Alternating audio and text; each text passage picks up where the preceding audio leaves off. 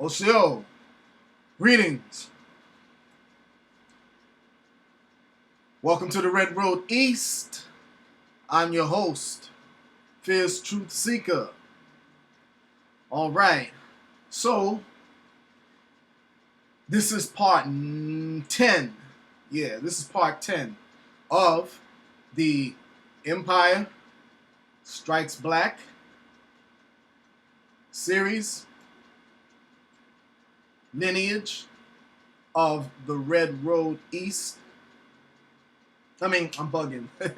I'm sleepy. It's nighttime, y'all. Lineage of the Aboriginal Movement. Hopefully, this will be the last one in that series, in the Empire Strikes Black series. Then we could get on to the other topics in the Empire Strikes Black series. Okay? So, before we get started, let's see. Let's take a look at some of the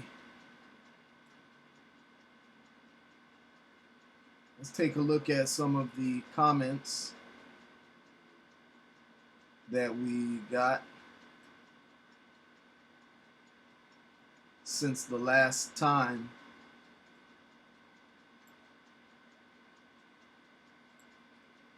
Let's see here. Give me 1 second. We're looking through here to find some of the comments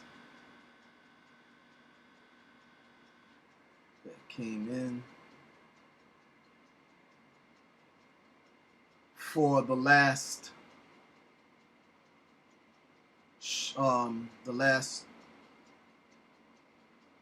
clip that we did. Give me 1 second.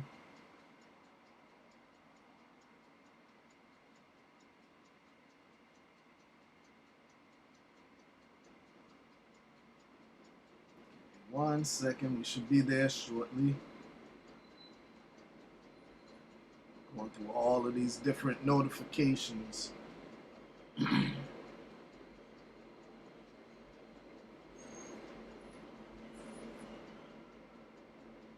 Sorry for the delay, y'all. Just looking for these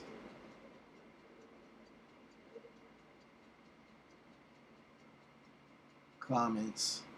Okay. Here we go.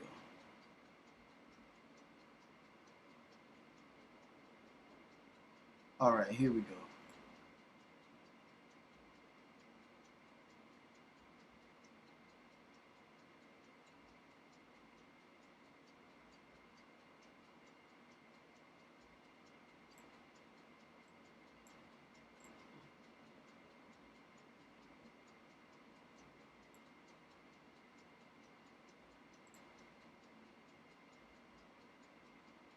All right, so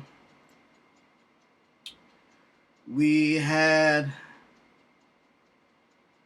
some comments. Let's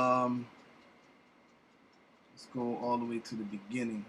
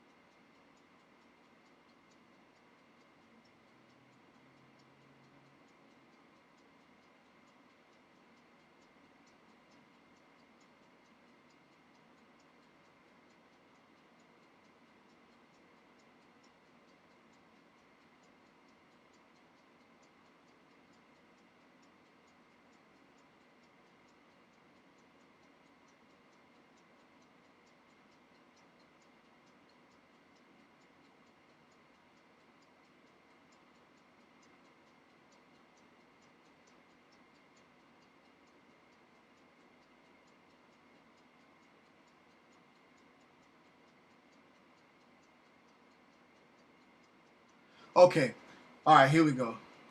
So, all right, let's start at the bottom. start with the first comments and go into the others. Let's see, 4 days ago. 1 day ago, 4 days ago.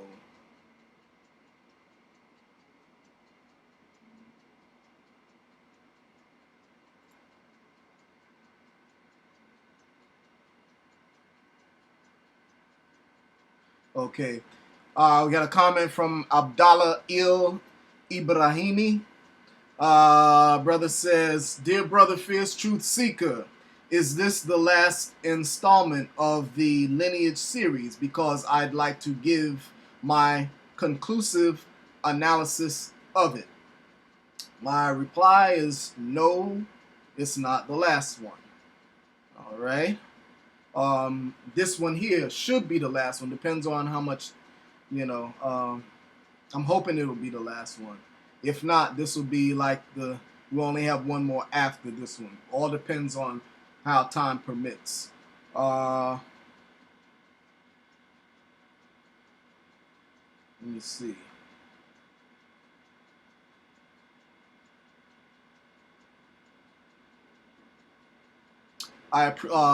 D-Rock 1030.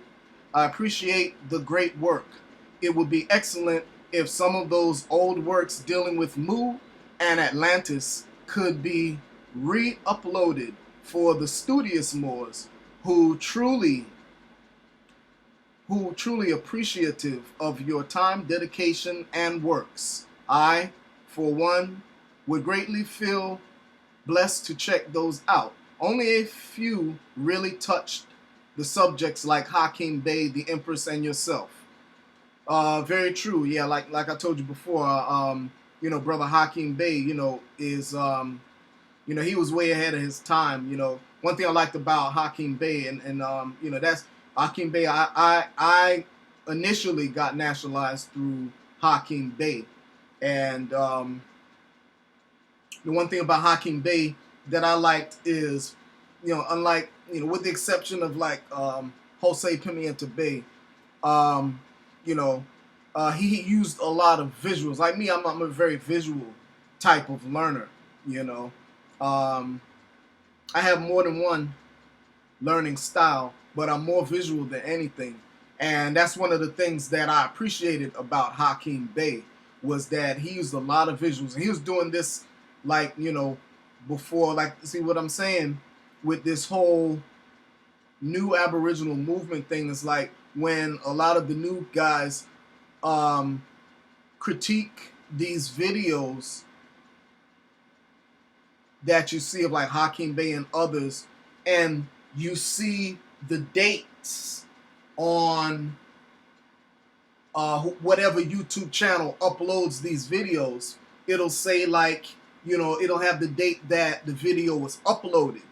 Okay, but that's not the date that the actual lecture took place. Those lectures were years before, these recent uploads and stuff. You'll see uploads from like, 2010 and, 2013 and stuff like that. Those videos are much older. Those videos go back like to the 90s and stuff, I know because I still got those videos on VHS myself, But yeah, I got nationalized through Hakim, I did his, adept lessons and stuff like that, and, this was back in the 90s. In answer to your question, Drock 1030, I do plan on uploading some videos like that from that time frame. I don't have the technical wherewithal to do that at present, but I do plan on getting some upgraded technology to be able to do that in the very near future.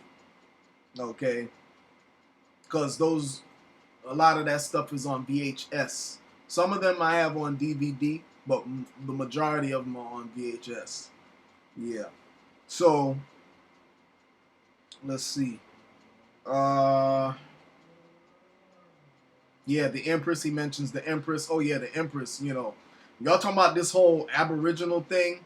You know, the Empress. You know, the Empress. You know, all of the new Aboriginal. You know, she was. You know, like the model as far as like, you know, connecting this, like as far as like tribes are concerned, you know, as an indigenous tribe of Moors, you know, or nation rather of Moors, you know, you go back to the Empress, you know, and it is said that she was also in the lineage of Prophet Noble Drew Ali. That's what is said, you know. Uh, And you know, of course, the prophet talked about how the Moors were living up and down the Mississippi, you know, before the um, white man, the quote unquote, or the Albion came. You see what I'm saying? So Moors always knew this, you know. This is nothing new. Um, but yeah, you know, and the others, you know, in for those who haven't seen the other parts of this series, you know, I give shout out, you know, to others, you know, who are doing this, you know, back in the days and stuff like that, you know, other Moors and stuff, you know. I also talked about, you know, as far as like, you know, the whole Aboriginal thing, you know,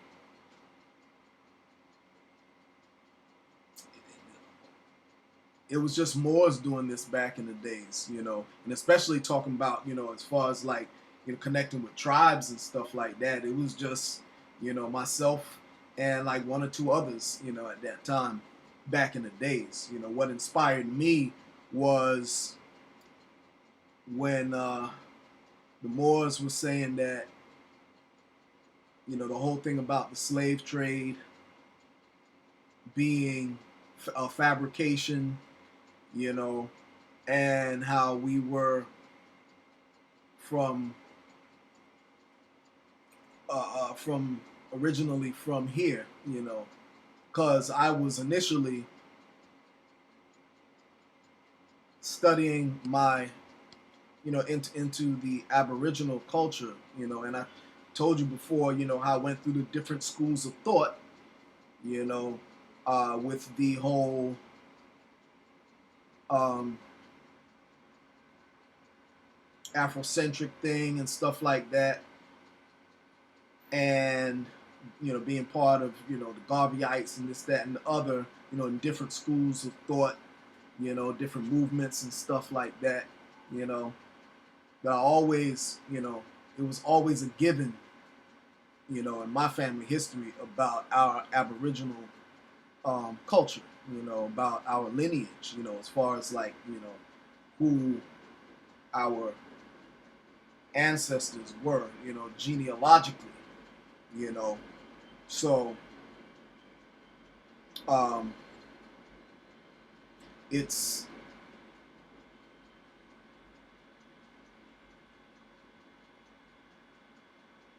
this whole thing is nothing new, you know, as far in terms of the Aboriginal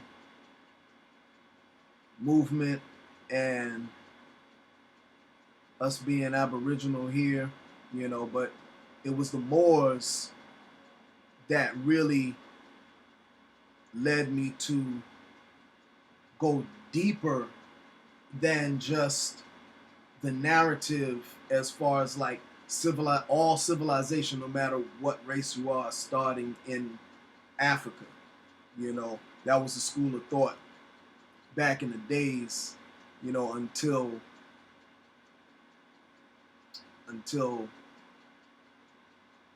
science proved otherwise. Okay? But the Moors had this in the oral history, always had this in the oral history. And me during the 90s studying up on my indigenous side, you know, and studying the culture and the stories and stuff like that, then I came to realize that um, the oral history of the Moors and the oral history of the quote unquote Indians lined up. You see? So I just started, you know, I said, well, you know, let me look a little bit deeper because, again, like I said, I'm not talking about as far as Moorish Science Temple is concerned. You know, I'm talking about the other, because again, you have those who are Temple Moors and you have those who are not Temple Moors. Okay, so this is not, I'm not speaking as far as in terms of coming from the Moorish Science Temple per se. Okay, so I got to put that disclaimer out there. All right, but you know, the Moors at that time, you know, who were outside of the temple, you know, they were dropping this stuff real heavy, really heavy back in the days. All right. So let's see here. Don't want to open it. Okay. Kingfish Pro Aquariums. Hey, peace. Islam. All right. So do you have contact information? And my reply, yeah, I did reach out to you, brother. I had sent you an email in response to your requests a while ago, okay? And my email is tplonghouse@gmail.com. TIPI, long, LONG, house, HOUSE, @gmail.com. So I did send you an email, so check your email coming from TP Longhouse.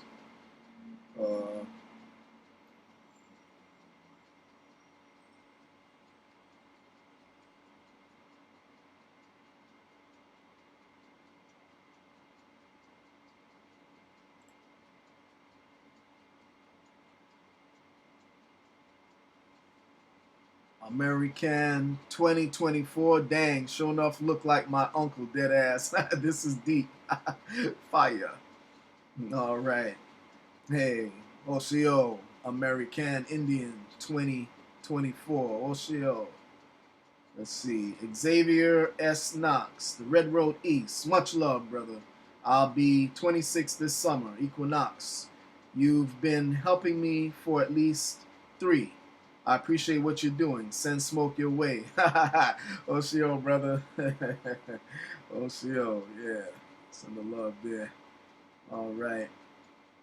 And Xavier Knox also says, you should talk about the Fez in America because I've seen them in Mayan depictions.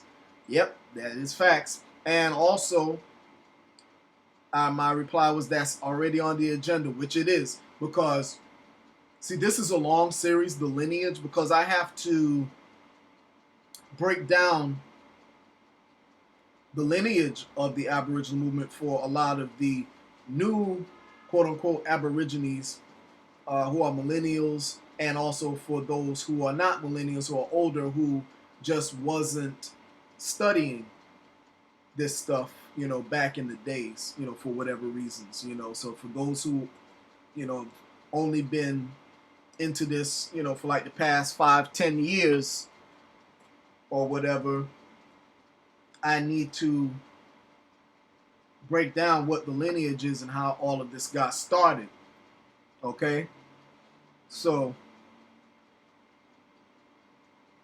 but yeah, the Fez in ancient America, and among the Columbian era, quote unquote, Indians, is part of the series of The Empire Strikes Black. I actually have a slide presentation dealing with the Fez in pre-Columbian and Columbian era America that is already on the agenda. Okay? So as soon as we get finished with this series, there's a lot of different topics that I'm going to cover in The Empire Strikes Black. Okay? But I want to deal with the lineage first because you have to lay a foundation. You have to lay a foundation, otherwise nothing that I will say later on will make sense. You see? So we have to, because again, even if you look at some of my earlier videos from years ago, anytime I put on a fez, you always have some new cat who wants to comment in the comment section and try to trash it. You see what I'm saying? So that's why I have to correct the lineage and put out the correct information. Okay? Let's see. All right, we're already 20 minutes in. My God.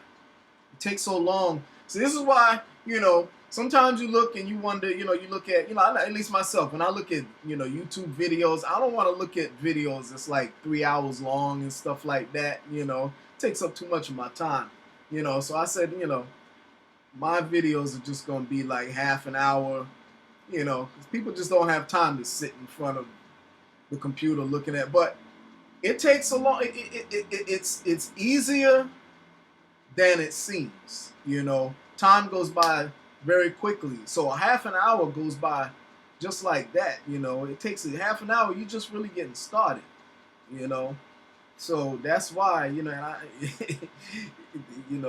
it just takes a while. There's so much information to cover, I try to be respectful of people's time and things like that. But as you see, we're not BSing here. These are things that, information. People are seeking information and people want to know. So, it just takes a while. Anyway, but I'm going to try to speed this up. Okay? I want to keep it a half an hour. I know realistically we might not be able to do that, but I'm going to try my best. Okay? So, all right, let's see. Okay, okay. So, here's the initial comment I want to get to. Okay, Abdallah El-Ibrahimi, again, Islam war. He says, Islam war, however, Noble Drew Ali, wait a minute, is this his initial? Yeah, Islam war, however, Noble Drew Ali's lessons say that civilization started in the East and went west. Noble Drew Ali's lessons don't support starting in the Americas. Okay, so my reply was, Brother Abdallah El-Ibrahimi, if the Prophet told you everything, you would go back to sleep. This is why there are those of us with adept knowledge and those of us who are neophytes, or those of you rather, who are neophytes. When the student is ready, the teacher will come. Peace. And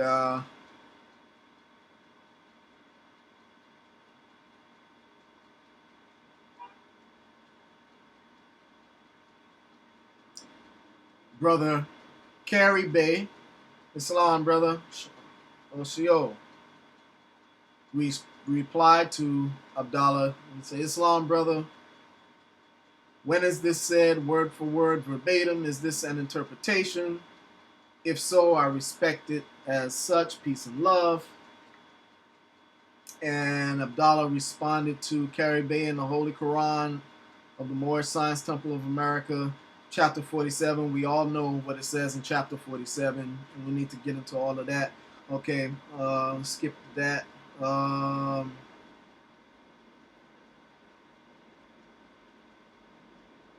Then I asked, then he says, peace and love more. Also in the 101 Quran questions for Moorish children, 52 to 55, supporting and beginning in the East.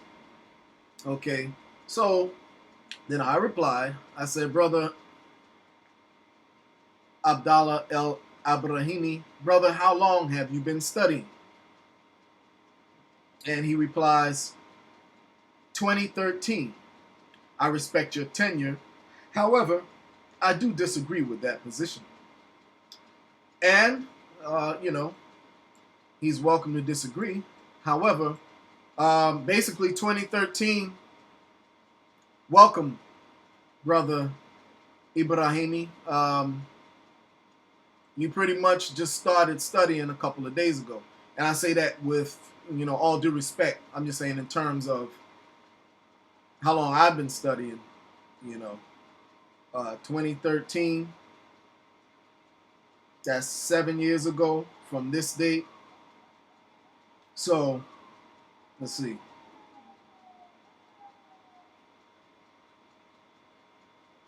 I got about 20 years of studying. I got 20 years plus what you've been studying on top of your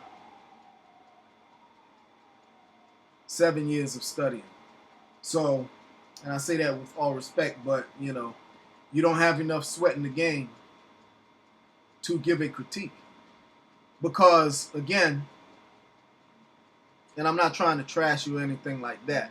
It's just that, see, for me, when I first got started, and I think I mentioned this in one of the other videos, when I first got started, I was studying this indigenous thing. I was dealing, with the indigenous thing really heavy. I was dealing with the indigenous thing because that is my blood lineage, and I was also dealing with the Afrocentricity, okay, because that's what was popular at the time, and that narrative, as far as like scientifically, what can be scientifically proven at that time, we were all going with the Dr. Ben, Dr. Clark, and how all of these, civilizations started in Africa, and whether you're talking about Native Americans, whether you're talking about East Indians, whether you're talking about whatever, it all comes from Africa anyway. So we're looking at, that particular model, but I was dealing with the indigenous thing, really heavy. And when the Moors came along, okay, and they were given an alternative to that, I didn't take to that very well. Let's put it that way. Okay, so I was looking more to discredit what the Moors were saying initially. Okay, because like I say, I was rolling with, I was part of the Garveyites. We talked about that. I talked about my journeys with the Garveyites. Matter of fact, get the book here. Hold on.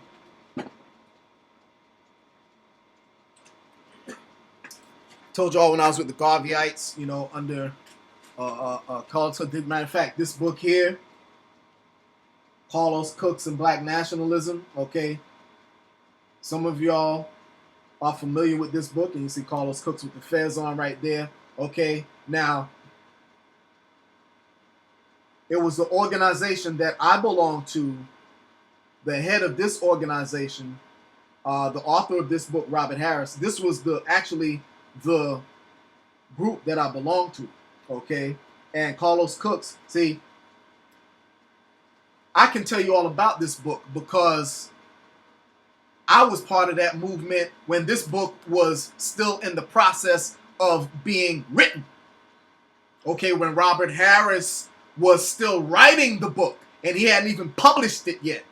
Okay, so nobody can critique this book better than me because I was right there. Matter of fact, it was only a couple of us, we were like the younger cats, we were like, the cats in our like early 20s and stuff like that, college students, and it was only a couple of us, and we used to be there every day just soaking up the knowledge and stuff, So, I knew about this book when it was when it was still in a manuscript form, being written, and the notes being filed. So yeah, this is the group that I belong to. So Carlos Cooks, give you a little history behind this book. Okay, so Carlos Cooks was the ideological son of Marcus. Excuse me.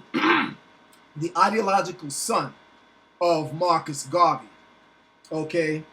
And the UNIA that they have today, okay, Carlos Cooks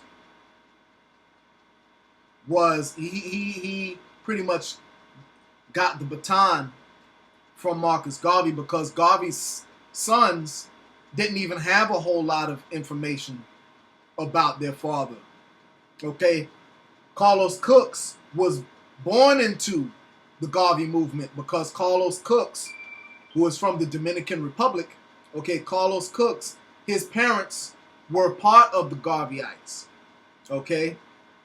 And so it was Carlos Cooks, you know, who took that baton. He had, you know, superior knowledge of, you know, Marcus Garvey and, you know, his philosophy and opinions, okay? So that's just, we could deal with that at another time. But, you know, I'm just putting that out there, you know, as far as, you know, a little bit about my resume, you know. That's just, you know, a little bit about my background, okay? So, and Carlos Cooks, he represented orthodox, quote-unquote, black nationalism, not like this watered-down stuff that you have out there today. Okay, I could do a whole, just like I did a whole series right here on the lineage of the Aboriginal Movement. I could do a whole series on Carlos Cooks and the Garvey movement in and of itself. Okay, that's another subject for another time. All right. However, okay, so Brother Abdallah Ibrahimi, okay, again,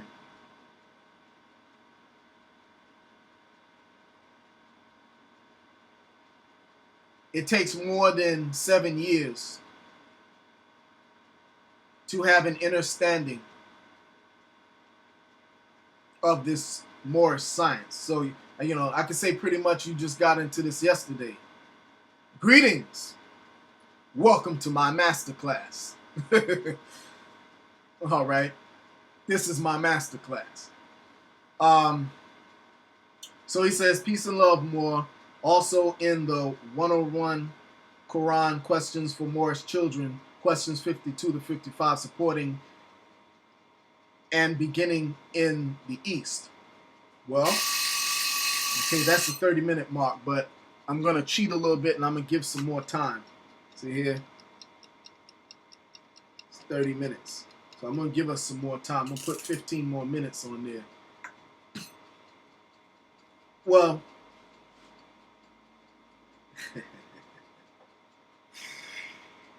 well, brother, does it?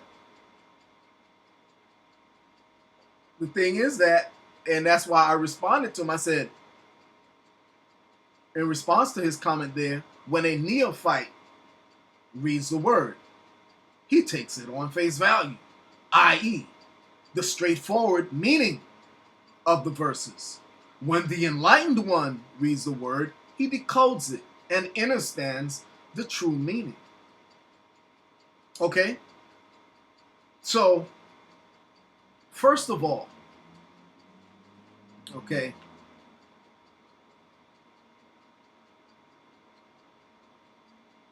I remember when again, like I said, I was initially against the Moors. I thought the Moors were crazy. Again, okay, so my first orientation into Moorish science was not, and I also got to mention, so first of all, first and foremost, before I go forward, I asked brother,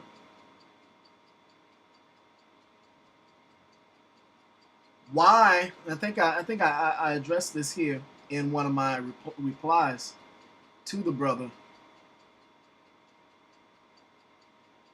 Oh yeah, here's my other reply. So I said, I appreciate your respect. However, you haven't been studying long enough. And again, brother, I'm not trashing you or anything like that, or you know, this is just dialogue and discussion, you know, because your same question and concerns, I guarantee you, okay, because again, by trade, I'm an educator. And I've been doing that for the past over 15 years, 15 going on 16 years. Okay, so by profession, my background is in education. Okay, by profession, that is my 9 to 5 job. Okay, so I can tell you, as being an educator, the same questions and concerns that you have, there's like about 100 or 1,000 others who have the very same questions and concerns. So I take this as a teachable moment. I'm not,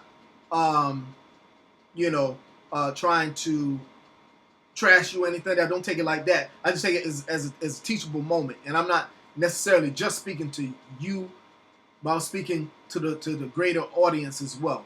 So, and that's with this comment. So I said, come back to me in about 7 more years. Why did I say that? I said, however, you haven't been studying long enough. Come back to me after about 7 more years. Why? Okay, again, like I said, I thought the Moors were way out when I first started studying this. And my first orientation did not come from the Temple Moors. Okay, my first orientation was Hakeem Bey. Okay, and the information from the Moors Order of the Round Table. I showed you in the previous videos, the literature that was out back in the days from Hakeem Bey and others, and from the Moors Order of the Round Table and stuff back in the 90s, okay, and all of that. That was my first orientation into Moorish science, okay. Then later on, I started going to the temple, okay, and going to meetings and stuff like that at different temples, okay. And so I was looking to discredit and disprove what the Moors were saying. However, the more I tried to discredit what the Moors were saying, the more I found validation of what the Moors were saying. And that's what led me to get deeper into this Moorish science. Okay? But it took me 7 years just to get reorientated from the Afrocentric mindset. Okay? Because, I was studying the Dr. Ben, Dr. Clark stuff, Garveyite stuff and all of that. That was that was back in the days, in the 80s. Okay, in the 80s, I was studying the Afrocentric stuff. Again, like I said, I always knew about the Aboriginal, my Aboriginal lineage and stuff like that. That was always a given. But when you're a child, you don't pay any of that stuff too much attention. You just busy being a teenager, going to school, listening to music, and all that kind of stuff. So, I knew about, my forebears were, Indian, this, that, and the other, and, blah, blah, yeah, we know that, You go to the, when you in the miseducational food system, they try to indoctrinate you so that they give you another narrative. Okay? Even though I knew my genealogy, but they give you another orientation where, they tell you the whole, Christopher Columbus discovered America, the slave trade, all of that stuff. You know what I'm saying? So, as a teenager, and as a child, you don't, you just getting bombarded with a whole bunch of information. You don't really know too much, what to make of it. It's not until, I got older that I started, analyzing and critiquing, So anyway, it takes 7 years just to get an orientation and to start to filter out all of that stuff. But even after 7 years, now mind you, during that time, there was no internet. So back in the days when we did research, you had to go to a library and check out books, like physical books, like, these books and stuff that I show you, you had to buy like physical books. It wasn't no downloading, you know, and you know all that kind of stuff. You know, you had to get physical books. I got books all. I got books all over the floor. I got books all over. Books. I'm swimming in books. Books all over the place. It's like been collecting books for so long, and those who know me know that those who know me from the street and stuff, they know that I'm a book distributor, been a book distributor, and as a street vendor, that's not my, that's something I do on the side, street vending, stuff like that. So, yeah, it takes 7 years just to get an orientation, okay? Then you need another 7 years, okay, to start to understand this stuff,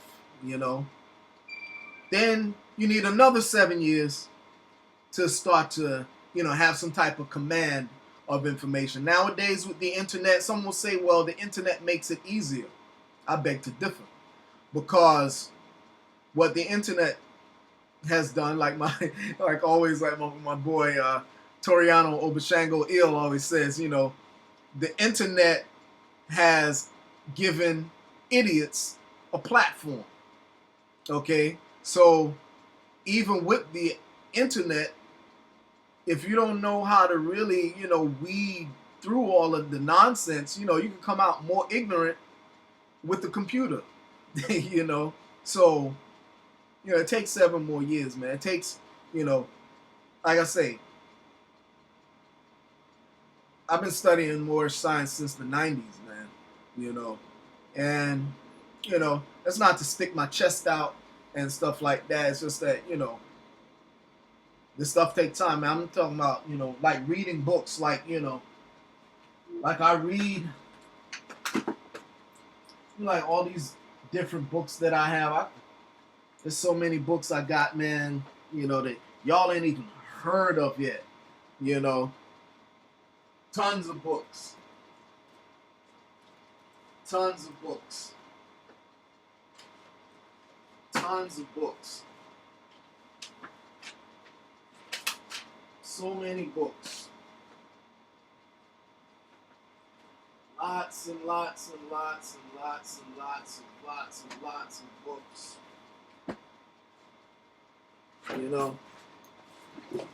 So many books, man.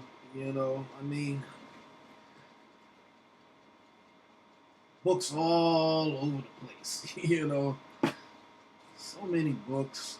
I got books, man. I got books up the wazoo, man.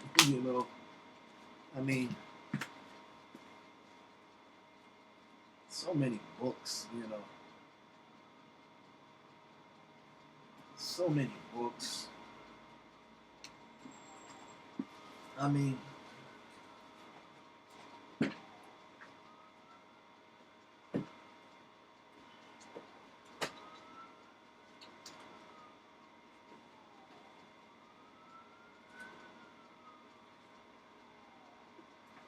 I go on for days. I don't want to pull out too many books because now I got to put those books back in place. And that's not even part of my collection. That's just a handful of books that I could actually just go across the room here and put my hands on. We're not talking about the boxes of books. I've thrown away more books than most people will actually read in a lifetime. Okay? Real talk. Real talk. I've forgotten more books than I've forgotten more books and information than most of y'all will have acquired in a lifetime. Okay? That's just to the extent, of my studies. Again, like I said, I used to be a book distributor, so you can only imagine, people used to come to me for books, I'm talking about not just, regular books and in-print and out-of-print books, okay? So yeah, so I said, furthermore, why are you on here talking about your disagreement of the prophet's teachings when I specifically said that I am not a member of the Moorish Science Temple? I made that very clear. I made that very clear in one of the previous videos. Okay? I made that specifically clear. I am not a member of the Moorish Science Temple of America. So that should be a moot issue. Okay? The Moorish science, and I hold the prophet in the highest esteem. Okay? But Moorish science neither began nor will it end with the prophet Noble Drew Ali. Okay? There were Moors before the prophet Noble Drew Ali. Another subject for another time. Okay? Even before the Moorish Science Temple of America. Another subject for another time. But the prophet was not the first one to say that we are Moors. Sorry to break your heart. This is true. And I wouldn't say it if I did not have the documentation.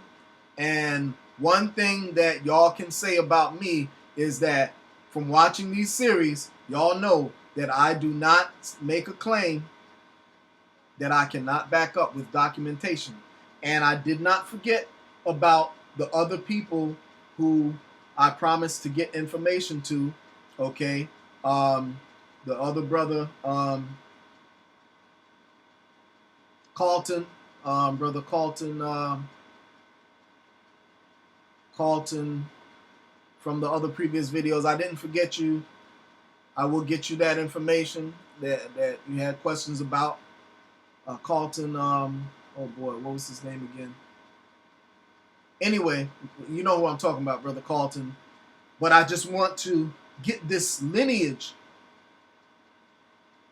get through with the lineage first, because some of those topics are for other parts of the series. So I don't want to get into that right now, okay, when that is on the agenda for later, okay? Otherwise, we'll never get finished with just the lineage, you know? This right here, we shouldn't even be talking about, you know, any content. I'm just presenting information to show a chronology of what happened, you know, before this, that, and the other. I'm actually kind of deviating a little bit by dealing with this, but, you know, I'm just doing this as a courtesy to y'all.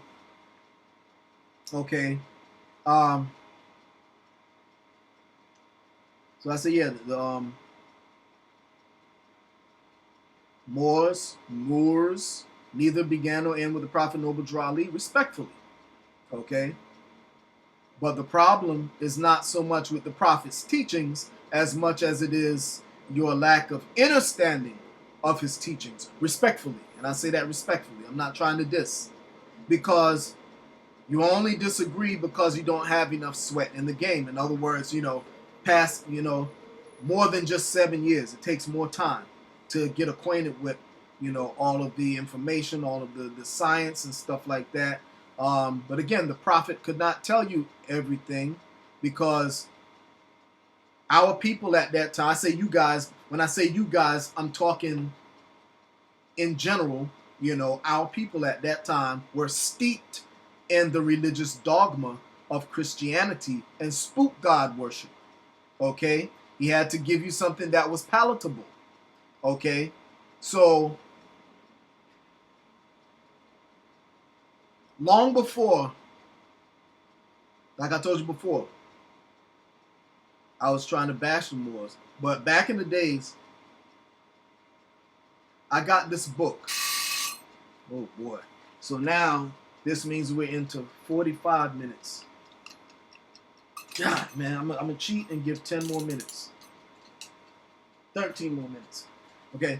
And we're going to get done with this. All right, so let me speed this up. So back in the days, right? So when I was just dealing with regular, like, Afrocentric type studies, this, that, and the other, like in the 80s and stuff, right? So I came across the book because back in the days,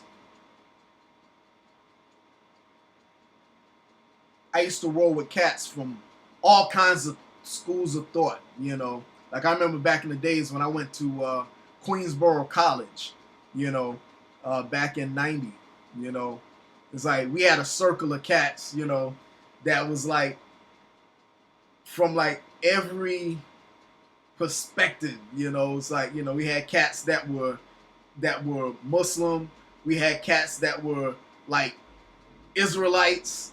There was one cat who was in our circle who was a Mason. I was the Garveyite. It's like, so, there's a lot of different ones of us, that was like, that came from different schools of thought, So we're talking like back in 1990, I was at Queensboro College, right? And so I would study like, because I wanted to know, what all the schools of thought, because I like to be able to speak intelligently, about everything. So, a couple of the cats that was there, they were like, dealing with the Israelite wisdom. So I would get like some of the books dealing from that perspective. But around that time, I remember I was in a bookstore. I can't remember which bookstore it was, but I came across this book called The Aquarian Gospel of Jesus the Christ. So this was like around 1990, right? So I hear a lot of people talking about that book, okay? But they don't really get too deep into that book. I had that book so long ago, man. I read the hell out of that book. I had highlights and, all throughout that book. However, so when I first came across the Holy Quran Circle 7,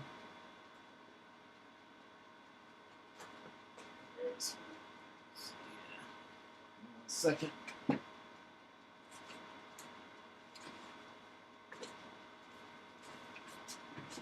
Okay, when I came across the Holy Quran Circle 7, one of the things that stood out to me with the Circle 7, immediately what jumped out to me was the Aquarian Gospel.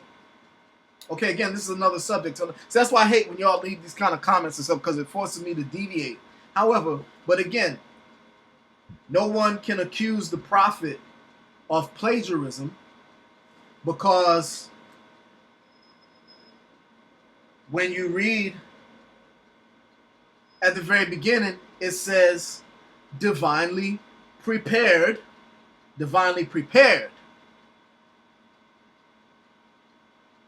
by the noble prophet.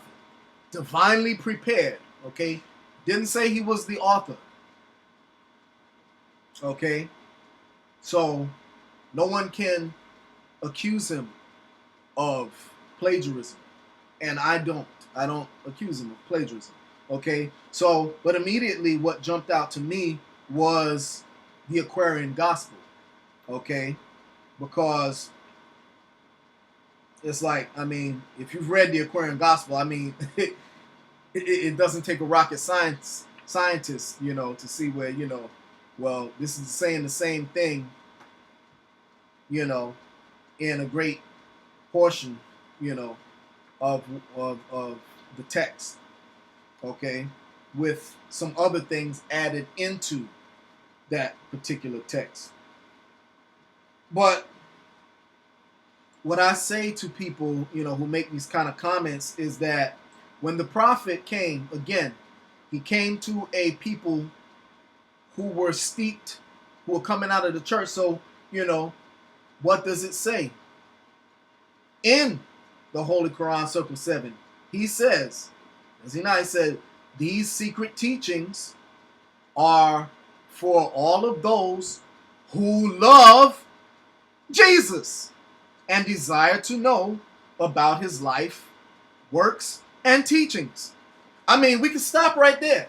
It says, here we go. You know I like to highlight stuff. Okay? These secret lessons are for those, you see the highlight right there, who love Jesus. Stop. Okay? For those who love Jesus. So, immediately what should jump out to you is that the prophet couldn't, he came amongst a dogmatic people. So he couldn't give you everything. However,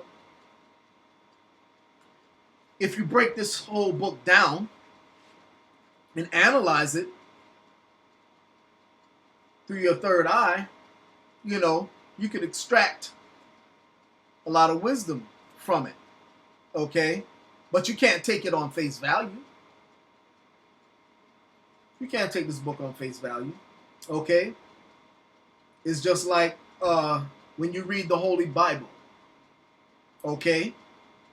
When you read the Holy Bible, you have those who look at the Bible from what they call an esoteric perspective and have an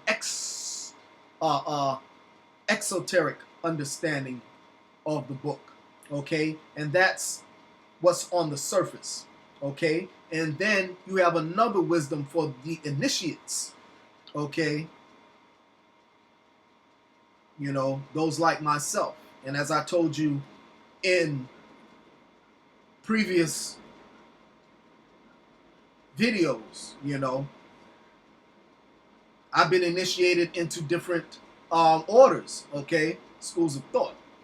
So, those of us who are initiates, we can look at these things and see it on a whole different level than someone who is just, a neophyte. Okay? So, you guys get just the outer meaning. Okay? But those who have adept knowledge see something different. Okay? So, with people during the Prophet Noble Drew Ali's time, he had to make something palatable for those of you who were coming out of the church. Okay? Because if he was to give you everything at that time, like you say, you would fall back to sleep. Okay? Even today, you guys can't handle certain information that you guys can't handle. Okay? So you can't get advanced knowledge. I can't give you advanced knowledge. No. I remember when I was vending back in the days, back in the 90s and early 2000s and stuff like that. I'd be out, on, at the lecture series and stuff like that, and, out on the street. And I'd have all of these esoteric books, metaphysical books and stuff like that. And more than one person had come up to me at that time. And I remember one brother said, brother, I don't know, he might have, it's a brother, one of my Caribbean brothers, he might have been a Mason or whatever. And he say, you shouldn't cast your pearls to swine. I didn't agree with him at that time, because my perspective was that, well, this information should be for everybody. We should share with everybody,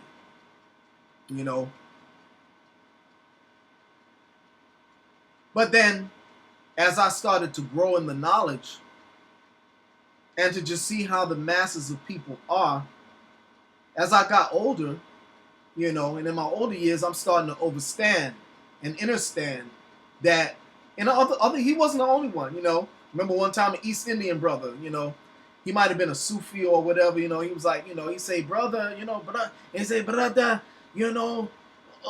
you know, these books and stuff, these people, they are not worthy of this. They are not worthy of this, you know. They can't comprehend, you know, these people, they don't, you know, they come by and they walk by your table. They are not ready for this, you know, blah, blah, blah, blah, blah. And, you know, it's, you know, brother, you know, follow me, brother, you know, they are not ready for this, you know, they can't understand this type of thing. And, you know, I was like, I just couldn't get it at that time. No, why these people coming? But now, as I'm older, I overstand and understand what they're saying. And there's a reason, you know, because see, right now we're just dealing with, you know, a lot of history, but you know, my background is like more into like the mysticism, you know, like the adept, like mystic stuff, you know. This right here that y'all are getting right here, this is like history and stuff like that. It's not really, you know, the advanced stuff that I really know and stuff like that, you know. That's why I really would like to teach, but you know, y'all are not ready for that, you know. But I didn't get it at that time.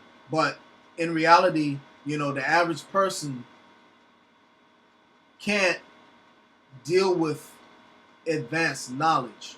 And that's why even in Africa and in ancient America, you know, we always kept a certain amount of information out for the public, you know, and the real inner stuff, you know, is kept among a small circle, you know, not put out to the masses. Okay? You know, but what I'm giving you guys right now is pretty much nothing that you can't find in, like, in your library, you know, in books if you do your due diligence. You know, nationality is no secret. Okay?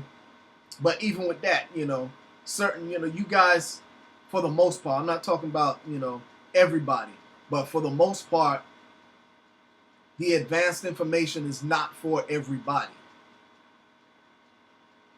Okay? It's not for everyone. You know, people will kill you out here trying to free them and give them, you know, higher knowledge, you know. That's why you always had secret societies. Even in ancient America, you had secret societies, you know. In Africa, you know, you have secret societies. You go in the Caribbean, you know, you have secret societies, different orders, different indigenous orders, you know, all throughout the Americas. Okay? And so anyway, the prophet had to give you something that was palatable. He couldn't give you all the keys. Your orientation of geography is off. This is the response here to Brother Abdallah El Ibrahimi. Okay, your orientation of geography is off. Okay, so when you look at chapter 47, okay, and he also asked about 101 Quran questions, 52 to 55. And that's why I asked him, I said, I'm going to ask you, brother, okay, because this is what it deals with. It talks about, you know, the Garden of Eden, this, that, and the other. So I asked you, brother, where is the Garden of Eden? And what do you know about the extreme antiquity of man in the Americas?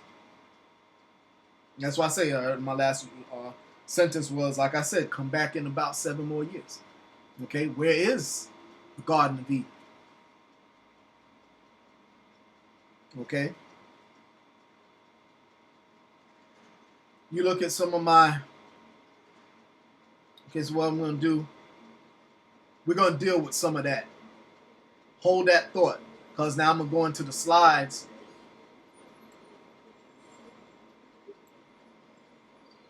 Right?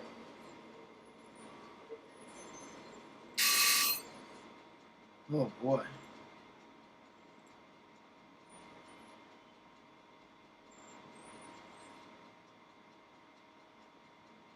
Going to the slides here.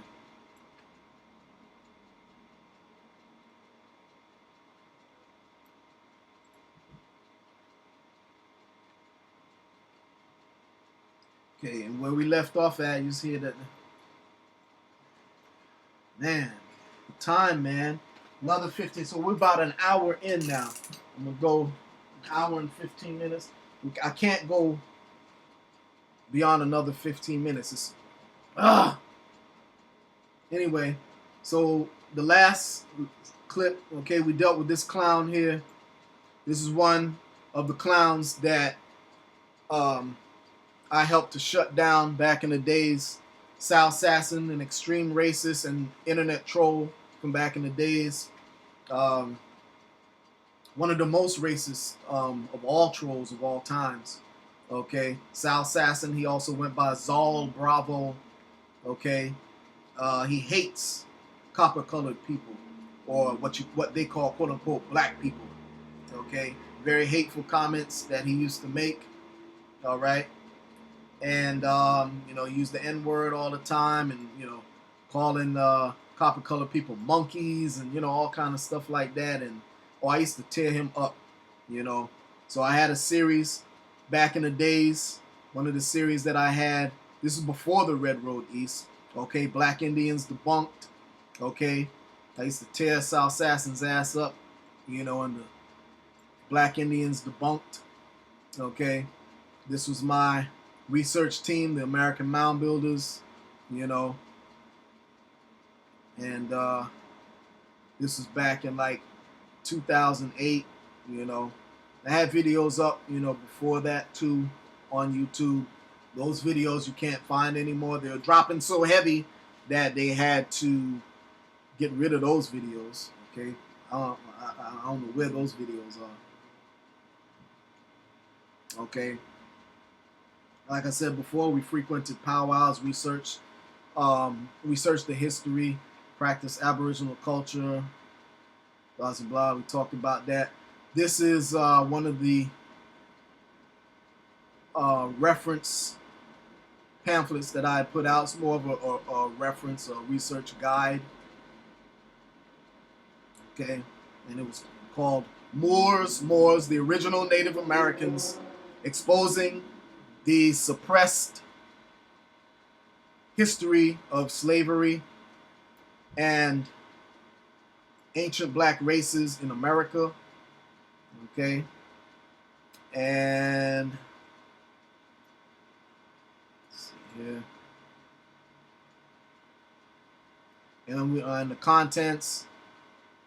I think we went into the contents before in the last slide. Okay, America's best kept secret: black people and their ancient legacy, the ancient Egyptian artifacts, monuments, and temples throughout America, the original ancient Egypt, ancient Punt is in America, the ancient Blackfeet, the connection between Atlantis, the Moors, and the Americas, to Moors, American Indian Freemasonry. Okay, I was dealing with that before any of these cats. I was probably the first one to deal with ancient Indian Freemasonry. And you look at the date, 2007 right here, the copyright. All right, and the connection between Atlantis, the Moors, and the Americas, to Moors. Oh yeah, we passed that already. Yeah, ancient American Indian Freemasonry and the Founding Fathers, the Moorish legacy kept under a conspiracy of silence, the truth about slavery, the karmic debt paid by Moors today, the Moorish Zionist temple before the Moorish Science temple, Masonic apron found in ancient Mexico, compass and square found in North America 1,800 years ago, the all-seeing eye found among the mound builders, suggested readings and American Mound Builders Research and Revival Team's study course information and how to join. Okay, so as you can see, way back in 2007, the Feerce Truth-Seeker was way ahead of his time. Wasn't none of these cats dealing with that stuff back then. On as far as the Aboriginal thing, and a whole lot of other stuff. You know, a lot of information. You know, I first put out the information. I know Nanya Ill, okay, said that he was the first one, and no one had talked about, broke down the science of the medicine wheel and the four colors of man among the Native Americans. Nanya Ill, stop your lying. You know, you saw my videos back in the days and you copied that from me. Okay, nobody was breaking down the science of the four colors of man, and that Indian medicine wheel, American Indian medicine wheel. I was the first one to break that down. Okay, not Nanya Ill. All right, just had to set the record straight on that. Okay, a whole bunch of other stuff. You know, a lot of the images, you know, that were circulating back in the days of, you know, what the American Indians originally looked like. You know, a lot of people copied my stuff, you know, and reposted them, and they went viral and stuff. You know, but I ain't mad at you. You know. Anyway, you know, let's look at some of the contents here in this resource guide that I put together. Okay. America's best kept secret. The time has come for so-called black people of America to learn their true nationality and her suppressed history in the Western Hemisphere. Black people in the conscious community cry of being homesick, amnesia victims as a result of the slave experience, being brought to a strange land, to a strange people, and robbed of their language, religion, culture, and names. You know, we all have heard them, you know, the Afrocentrics, you know, complain about that. And I said, well, my people, here you have a sigh of relief. We do not have to feel homesick because we are already home. About 80% of so-called black people of the Americas were here before the slave trade and before Columbus as well. This percentage is even lower for the quote-unquote black population of North America. We are the so-called American Indians that supposed to have died in the American Holocaust. The slave masters enslaved and killed off a whole generation of elders with this type of information concerning your Aboriginal history here, and taught their children that they came here via the transatlantic slave trade. In other words, fusing and grafting their history onto that of their brothers and sisters who were kidnapped from Africa. Unfortunate for the slave masters, there were elders who did survive, passed the information on, and some of their descendants have actually reclaimed land from the government, from this government today. This is no make-believe. This is real. And these elders have the official documents to prove their claims. One such elder, the Empress of our Washita Dagdagdamanja nation of Moors, has official documents and treaties to prove her claim. Our ancient empire existed on both sides of the Atlantic Ocean. Our Moorish empire in this hemisphere is very ancient, going all the way back to Atlantis and Mu Lemuria, which were civilizations that were even older than Kemet or Egypt. This can be proven when you read Plato's account of Atlantis, where the Kemetic priest Sanchis and Xenophis told Solon the Greek about the great Atlantean kings who ruled 2/3 of the whole planet. The wise god Tehuti was one of these Atlanteans. The time I'm referring to is a time when the continents were connected. We had a mighty civilization here in the Americas going back thousands of years ago. Know that there are Kemetic Atlantean artifacts and temples here, right here, all over North America. No, I say, I skipped a line. I said, the time I'm referring to is a time when the continents were connected. We had a mighty civilization here in the Americas going back many thousands of years ago. There are many archaeological cover-ups that you know nothing about. Did you know that there are Kemetic Atlantean artifacts and temples right here all over North America, even in New York City.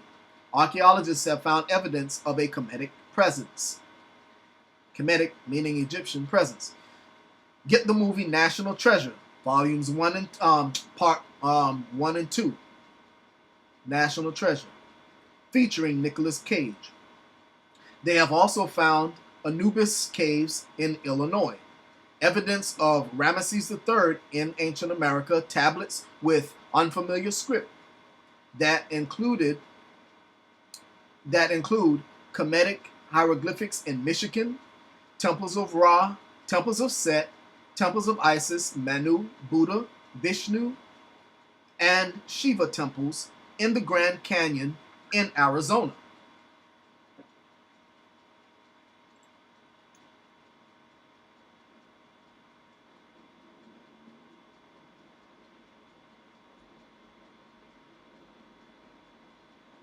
They have also found Kemetic statuettes here in Illinois and in Mexico.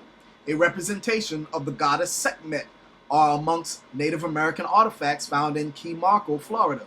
The all-seeing eye, the well-known Masonic symbol found on the back of the dollar bill and all over ancient Kemet, and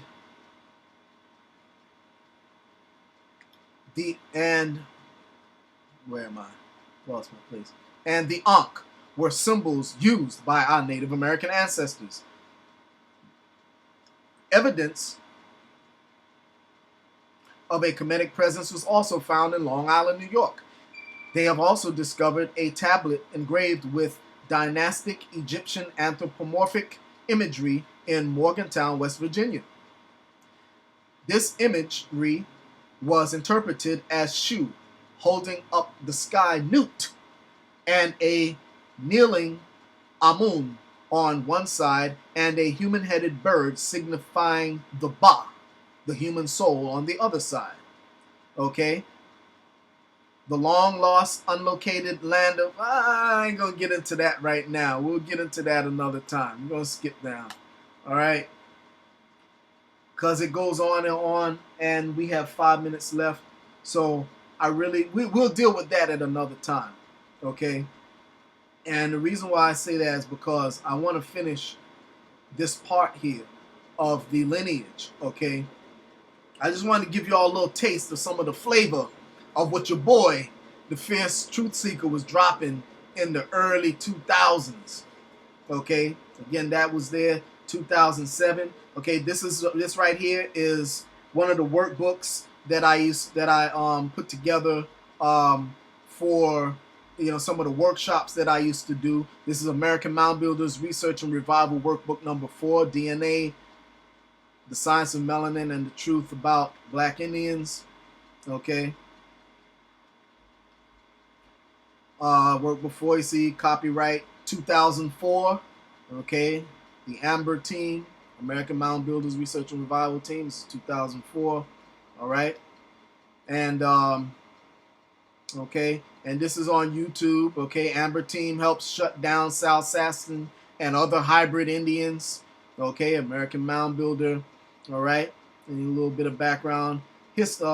Actually, see in this page that I had, American Mound Builder, my assistant at the time had put together this page for me because I didn't know anything about technology and stuff like that. I was very technologically illiterate at the time, so even this page here, I don't even remember the password and all that for this account. So a lot of people had been responding and asking questions and stuff like that. Matter of fact, I think I have like 2 accounts under this same American Mound Builder. Okay, one of them I do have access to. The other one I don't even remember the password for that. So people have been asking questions and comments and stuff like that. I never able to respond because I don't even have access to this account. Okay, but anyway, history and research of the American mound builders and their counterparts, Cherokee ancestry, practices my Indian heritage as well as my Moorish heritage, descendants of mound builders, and American Mound Builders Research Revival Team featuring Firebird Grey Wolf. Okay, that was my assistant, my godmother, my cousin's ex-wife. Okay, and yeah, so this was 2008. Okay, there were other videos up, that we put up, even before this time.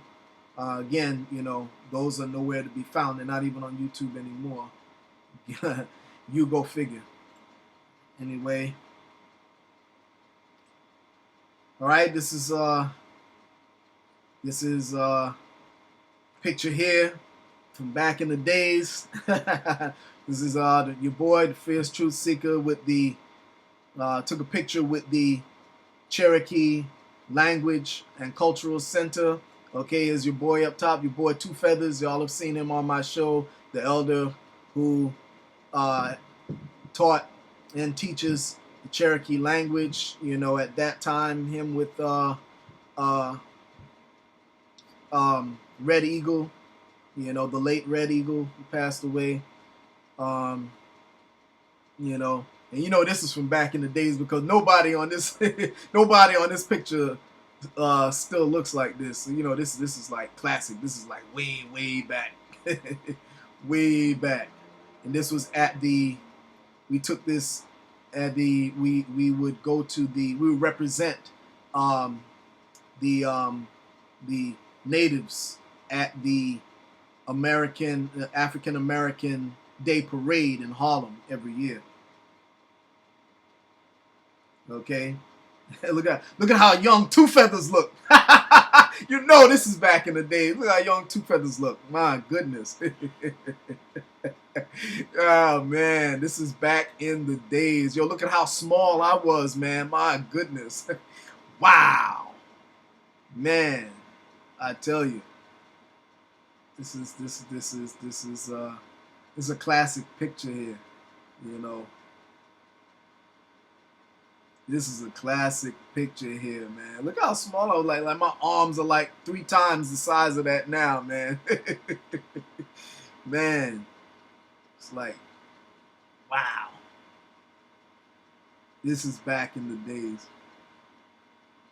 This is back in the days. Oh man. Pardon me, man. I'm just reflecting.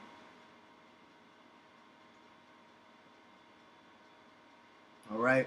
So we talked about, how the information started to change.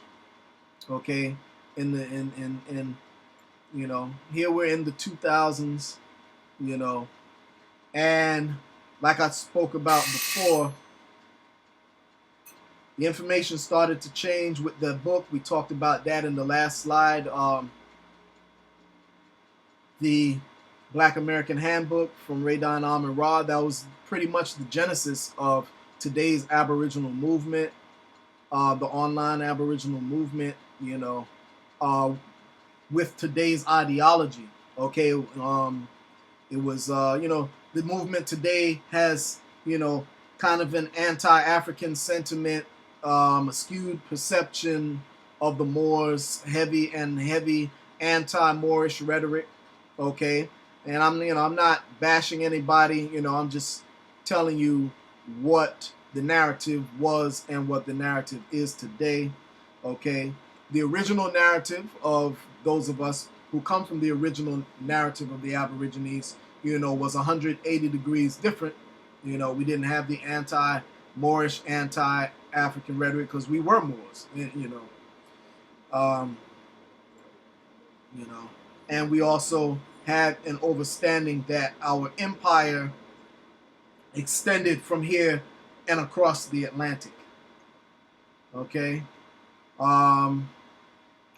So I have one video that I wanted to share dealing with the narrative of because we were talking about what the narrative was, what it is. Okay. Again, it was the Moors who had the narrative that we are Aboriginal, and the Aboriginal and the quote unquote Black Indians at that time didn't have this narrative. And I have some more videos in support of that. I showed you some videos in previous clips, and I have a couple of more that I wanted to share with y'all. South River. Okay, so we're gonna look at a video right here coming from that perspective.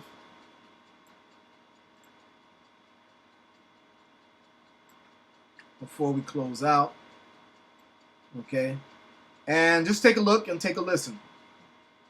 This video is from 2008, okay, around that same time frame when the new Aboriginal movement got started.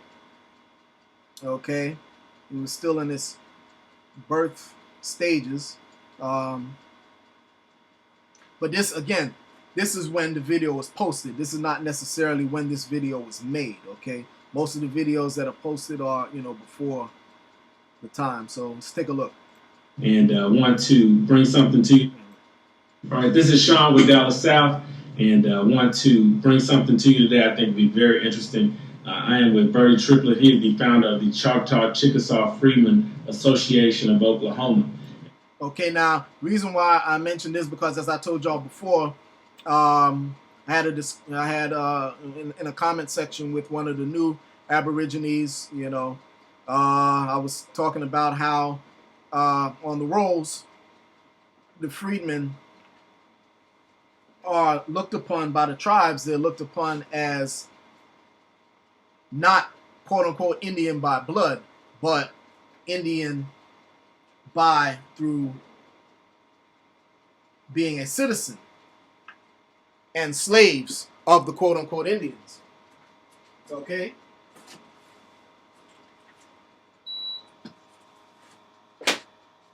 And the sister said that that is not true. And I said, yes, it is true. And I have the documentation. I'll talk about it in my book as well. But, you know, this is common knowledge for those of us who are in the know, you know, and have been in this long enough. So, you know, I showed you information before dealing with the Creeks. Now, this is information coming from the Choctaw and Chickasaw Freedmen. Okay? Well, a video I showed you before was I showed you one from the Creek Freedmen, and then I showed you another one from the Seminole Freedmen. Now here's the Choctaw and Chickasaw. Okay? Today we're going to be talking about the plight of freedmen, black freedmen who were part of the Indian movement into the Oklahoma territory years ago. So I can't tell the story as good as Bertie can, so I'll let him tell it. But first off, thank you for talking to us today. Yes, thank you very much. Okay. So first thing I want to do is talk about your heritage and how you personally are related to the Indian tribes here in Oklahoma. Okay, my great-great-grandmother, her name was Hetty Lucas. Hetty Lucas was a slave to a Chickasaw Indian named Levi Reynolds. Hetty Lucas' father's name was Bill Reynolds, that came via the Trail of Tears with the Chickasaw tribe. And she was a slave the majority of her life. And when slavery ended in 1866, the Chickasaw Nation never did abide by the treaty. So therefore, they were non-citizens of their respective nation. They were not citizens of the United States of America. So as a result, she, along with all the other Chickasaw freedmen of the Chickasaw tribe, were people without a country for over 40 years until Oklahoma became a state and they were U.S. citizens. Okay. So, all right, I'm going to skip down. I'm not going to play this whole thing. Skip towards the end. So we're looking at, again, see, these are elders, as I told you before. You know, the Moorish elders are saying we're aboriginal to this land. The Indian elders around this time, their narrative was that they're black Indians, products of African runaway slaves and Mongoloid Indians. Okay? Now let's play towards the end. then up the Mississippi River to the Arkansas River, and the stopping point was here in Fort Smith. So that's how Black Indians got to Indian territories, is because of the slave trade. The Indians engaged in slavery from the time of removal, which was between 1830 and 1838, up until the Treaty of 1866 was signed. Okay? I mean, that's right there in your face, plain as day. All right? I mean, we have to go with the record. Okay? If anybody has any information to the contrary, produce it. And there is none, because again, this is what the narrative was. Okay? Trust me, like I said, I was practicing this Aboriginal culture and stuff like that since the early 90s. Okay? And I know what the narrative was. Okay? If there were, quote unquote, Indians that were saying this, I would know about it. Okay? Again, we're talking about as a movement and putting out literature. Okay? There were always, sprinkles of individuals here and there, but you'd be hell pressed to find one. Okay? And, it just did not exist. Okay? I would know. The only ones at that time that was saying this stuff, about the copper colored people being Aboriginal, the slave traders, the hosts, that, other. It was only the Moors. Again, I'm not talking Moorish Science Temple. Okay? Don't get me wrong. I'm not speaking for the Moorish Science Temple. All right? So now, I want to take a look at another clip. Actually, another piece of information first. Okay? So, I like to show and prove. So, this is from theguardian.com. Cherokee Nation must be free to expel Black freedmen. Okay? And this is 2011. The Cherokee ruling excluding descendants of Black slaves is a tragedy, but federal intervention will only cause more problems. Okay, well, we already know, the freedmen had been fighting over time. Eventually, they won their case, this, that, and the other. But, we're looking at before that time. All right? The idea... Let me see. The idea that a 20th century sovereign nation would expel a racial minority that had been part of it for a century and a half seems outrageous. Yet, this is precisely what has happened in the last month in the Cherokee Nation, the second largest American Indian tribe. The U.S. government's condemnatory response, however, may cause more problems than it solves. The U.S. government's condemnatory response, however, may cause more problems than it solves. The Cherokee Freedmen are the descendants of African American slaves owned by wealthy Cherokee tribal members. When Principal Chief Stan Waddy became the last Confederate general to surrender in the American Civil War, a treaty emancipated these slaves and gave them equal rights. The Cherokee Nation went further than this in 1866, amending their constitution as follows.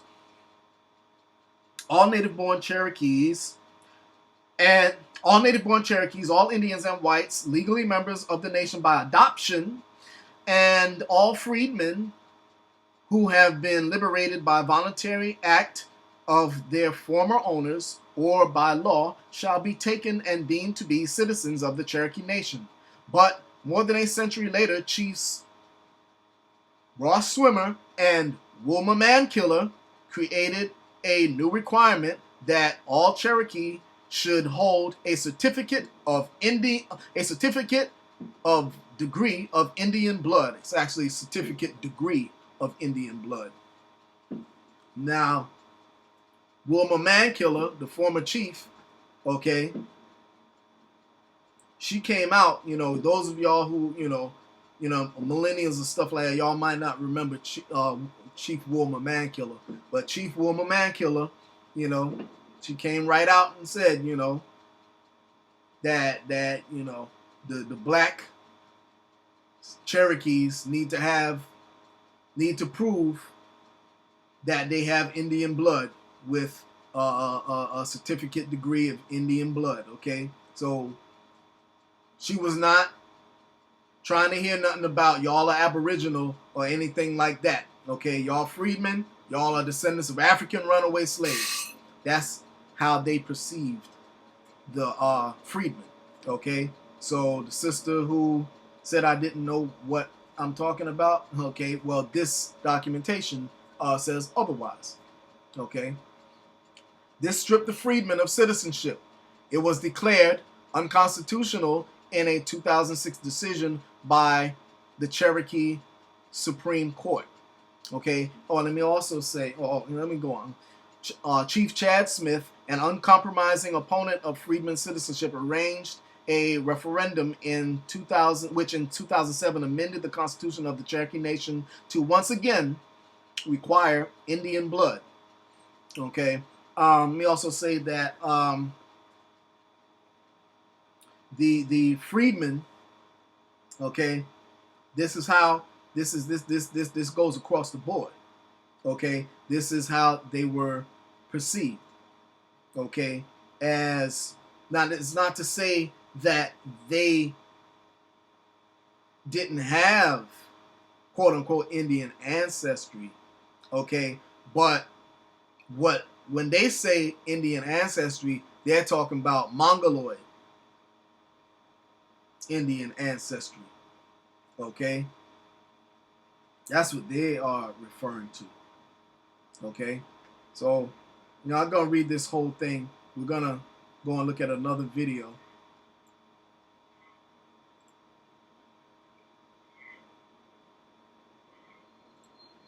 Most people and most business.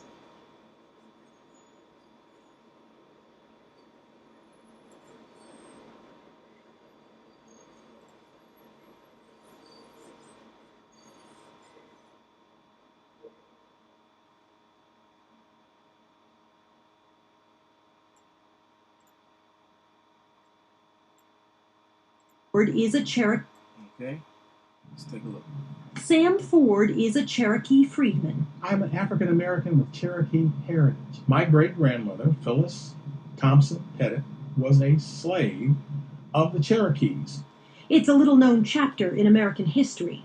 The Cherokees were one of 5 Indian tribes whose members owned slaves. So what were those slaves doing for the Cherokee Nation? They were agricultural laborers. There were also individuals who worked as domestic slaves. But in 1866, the Cherokees freed their slaves. They signed a treaty guaranteeing that all freedmen and their descendants would, quote, have all the rights of native Cherokees.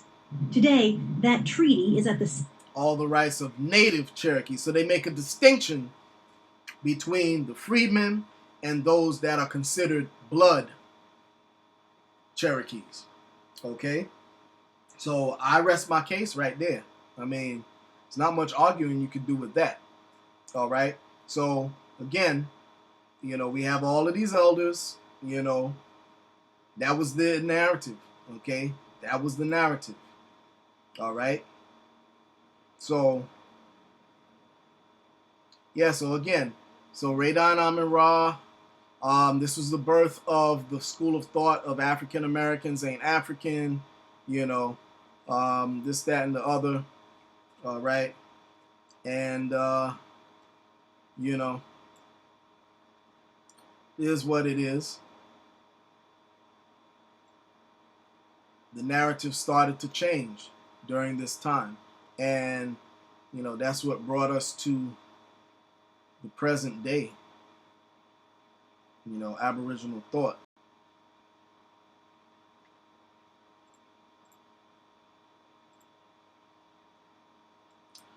Okay, this is going to be a quick 5-10 minute video because I forgot to mention. There's one thing I forgot to mention on the last video. So this is actually a continuation of part 10. When I was addressing Brother Abdallah El Ibrahimi, forgot to mention. Okay, so in reference to your question about the teachings of the prophet, with starting over in civilization, starting in the east, coming west, what I forgot was to mention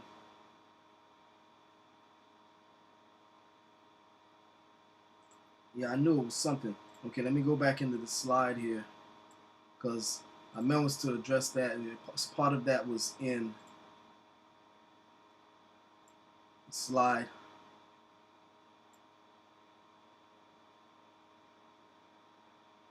Give me 1 second.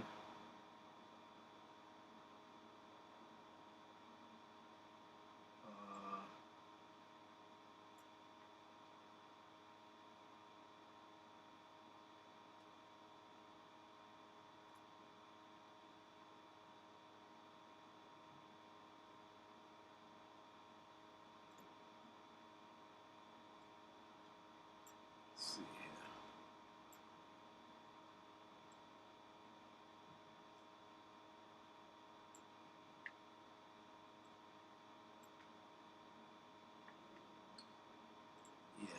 I cut it a little bit too short. Okay, so this is coming from, no, not this book. Yeah, from my pamphlet from 2007, Moors, the original Native Americans, exposing the suppressed history of slavery and ancient black races in America. Okay, actually, one of the answers to your question was in here, and I forgot was to go into that. Okay, so let's see here. All right, I didn't want to get too deep into this because it's for future topics, but anyway, I don't like to leave anyone hanging. Whatever. Okay, so this is where we left off here when I was on this page. The long lost, unlocated. See, the last time I spoke on this, this stuff disappeared from YouTube. YouTube took it down. It got too heavy and got too deep. So I don't know. That's one of the reasons I'm gonna skip over some of this stuff. Let me see. Got too heavy and got too deep. Let me see. Yeah, this was years ago. Back in 2000 or 2006, something like that. Let me see.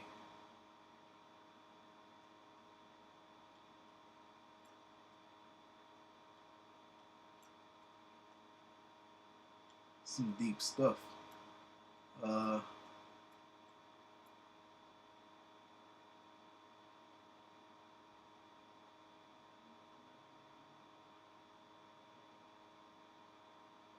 Anyway, all right, let's get into it. Whatever. The long lost, unlocated land of Punt of the ancient Kemites, Egyptians, has been found. Ancient American Magazine, issue number 39, has an article entitled An Egyptian Temple in Canada.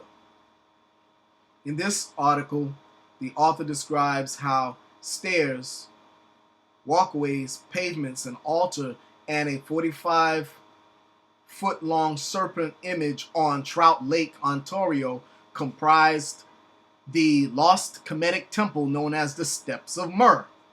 He writes that the myth of Jason and the quest for the Golden Fleece describes an accurate map and travel guide to the temple and back again to the Mediterranean. According to the author, the Greek story places Temple Grove on an inland sea in what is now the city of North Bay, Canada. He says the story describes the Argos, in a huge inland sea referred to as Pont, near a river leading downstream toward the ocean. He mentions that before 1700 BC, Trout Lake was part of a river system that drained Lake Huron, Lake Superior, and Lake Michigan down the Mattawa River. The North Bay ruins are located at what was formerly the entrance to a huge inland sea, just as recorded in the funerary temple of Queen Hatshepsut, 1458 BC. Isotope analysis of the cedar temples taken. Where am I? I lost my place. Here, where am I? Isotope analysis of cedar samples taken from sailing vessels of Queen Hatshepsut's time could compare with Great Lake Basin's cedar. The Kemites considered Punt as a region of God's land and a personal pleasure garden of God Amun. A stele in the temple of Amenhotep III reads, "Turning my face to sunrise, I created a wonder for you. I made the lands of Punt come here to you, with all the fragrant flowers of their lands, to beg your peace and breathe the air you give." They also describe it thusly. It is the sacred region of God's land.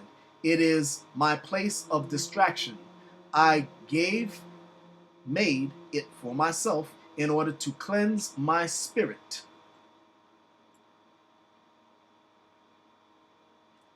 Along with my mother Hathor, the Lady of Punt. The author also points out how 17th and 18th century map makers recorded names used by local Indians of this particular Canadian region. They recorded Indian tribes called Punt. Punt. Another map of 1785 describes Punt, suggesting the Egyptian Punt. The Egyptian Punt.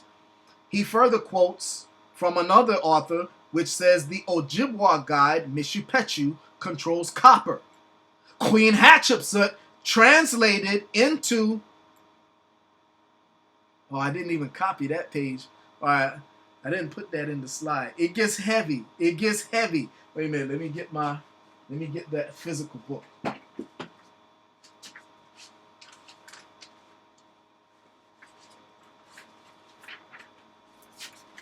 Okay, so here we go here. This is the physical book. All right. Yo, it gets heavy. Okay, so it says,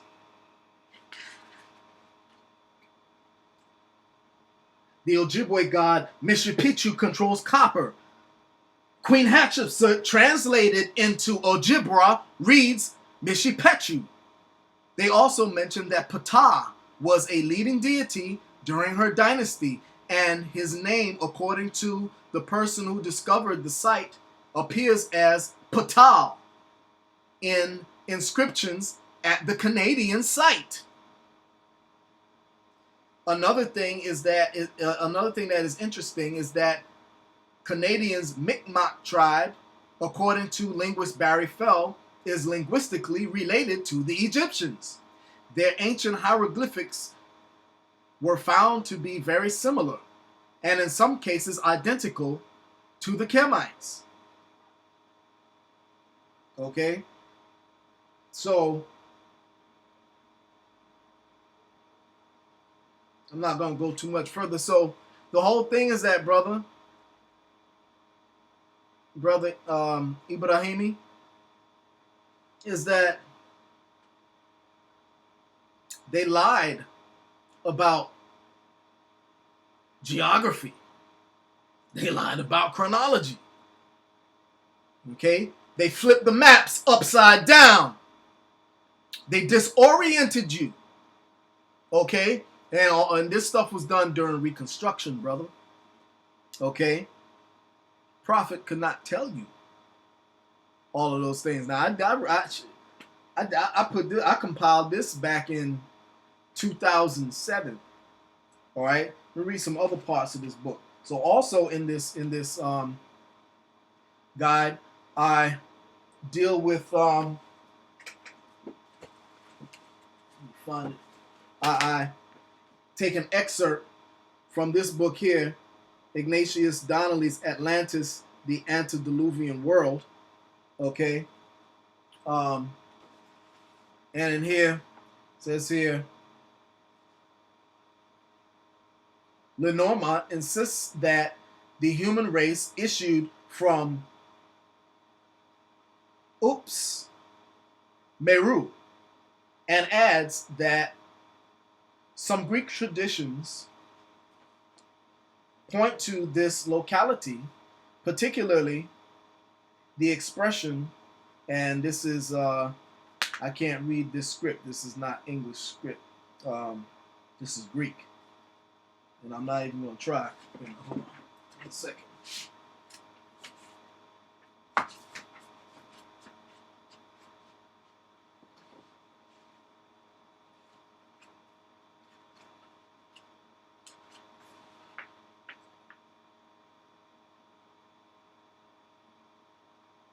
Which can only mean the men sprung from Meru.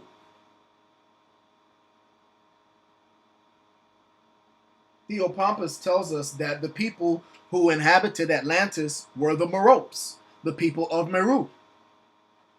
2. Whence comes the word Atlantic? The dictionaries tells us that the ocean is named after the mountains of Atlas. But whence did the Atlas Mountains get their name? The words Atlas and Atlantic have no satisfactory etymology in any language known to Europe. They are not Greek and cannot be referred to any known language of the Old World. But in the Nahuatl language, we find immediately the radical A, atl, which signifies water, war, and the top of the head. Molina, vocab en lengua mexicana y castellana, that's the reference, I guess, from where you can find that. From, that's in parentheses. From this comes a series of words such as Atlan, on the border of or amid the water, from which we have the adjective Atlantic. We also have atlasa, to combat or be in agony. It means likewise hurl or dart from the water, and in the preterite makes Atlas. A city named Atlan existed when the continent was discovered by Columbus, and the entrance of the Gulf Araba in Darien, interesting. With a good harbor, it is now reduced to an unimportant pueblo named Acla. Baldwin's Ancient America, page 179. Plato tells us that Atlantis and the Atlantic Ocean were named after Atlas, the eldest son of Poseidon, the founder of the kingdom, upon that part of the African continent nearest the site.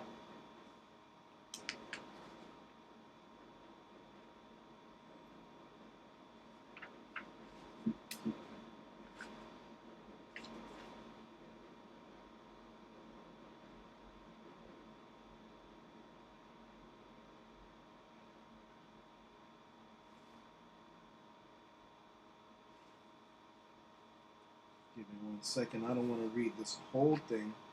That's not what I actually. That's not what I was looking for in here. There's another part of the book. Let me see. That I was looking for.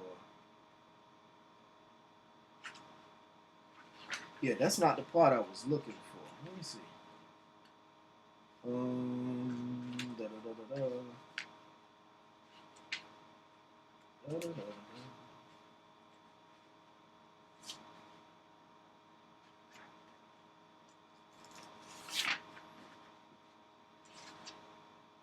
Um,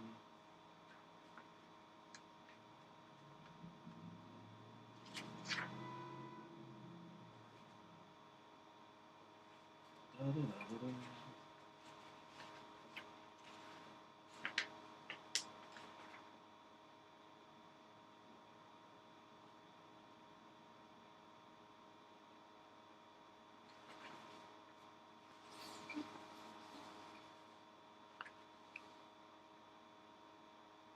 This was found in Michigan.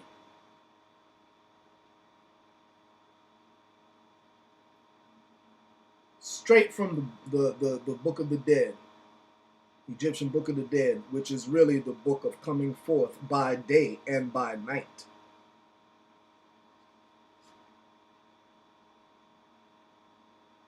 See, this is the illustration from the Book of the Dead, and this is the Michigan tablet. Okay.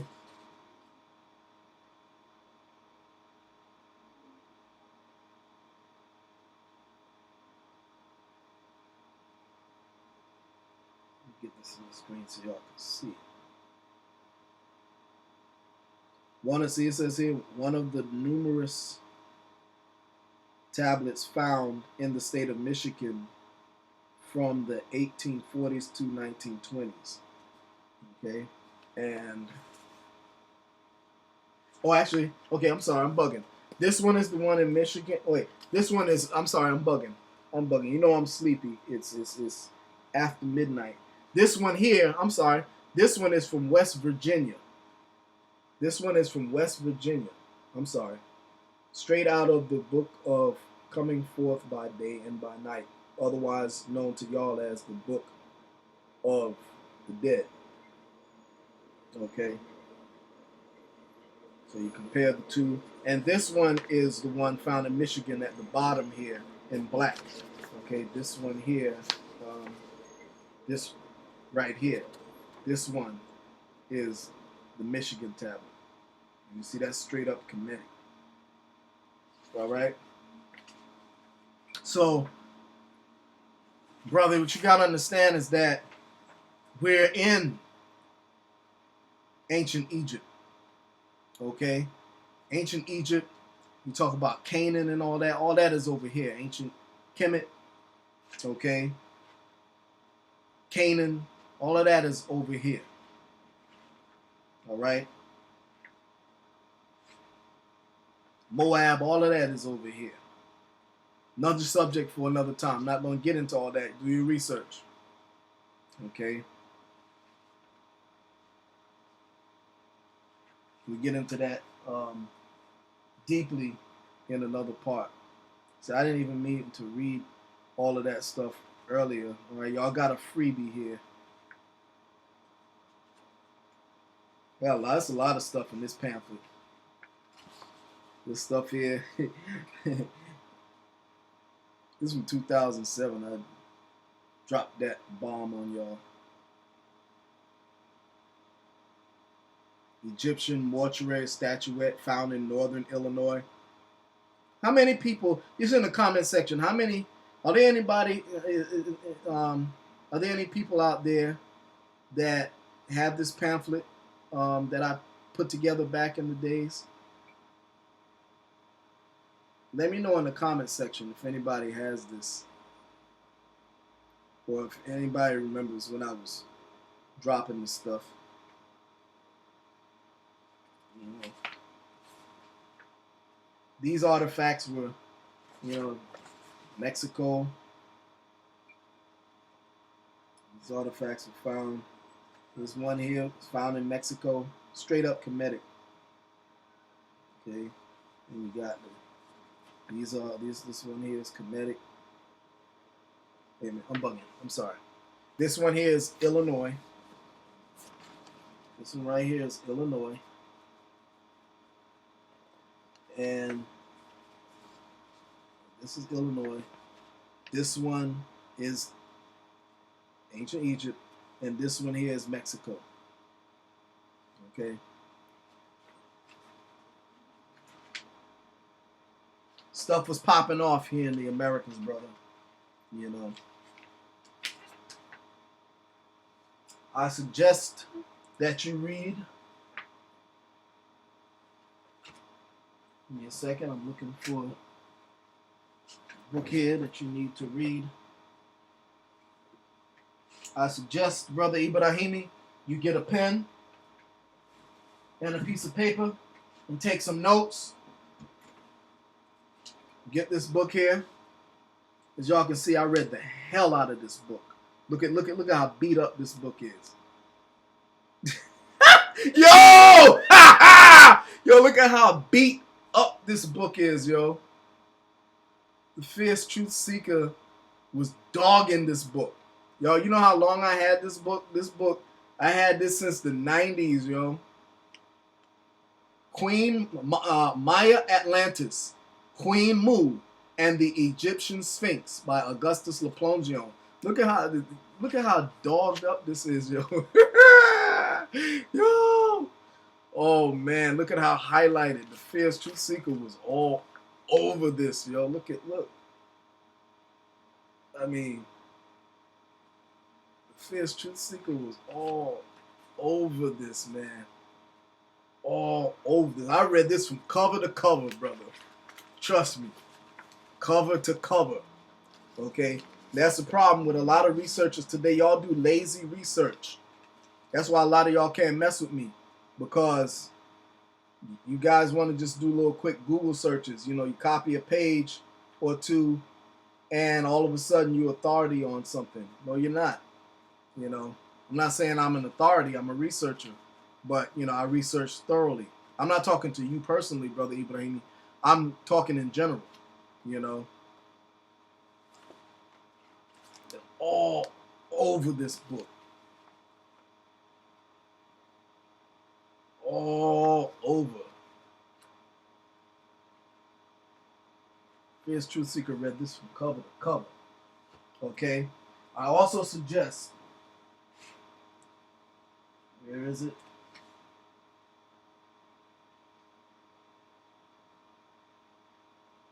All right, I'm looking for this book.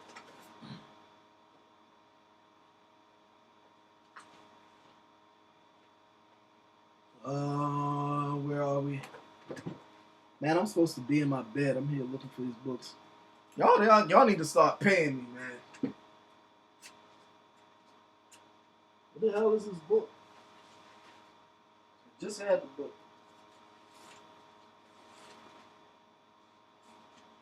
Damn. I just had this book.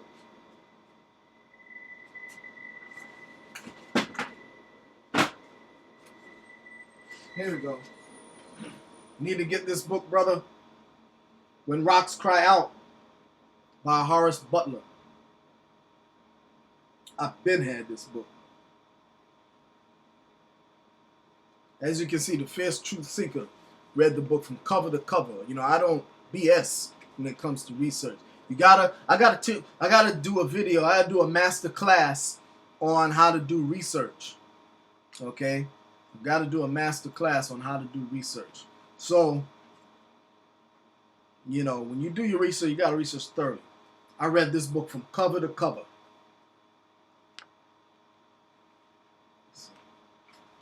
See?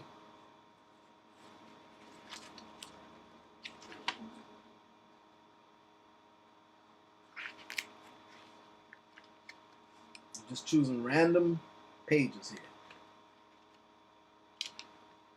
See? Cover to cover.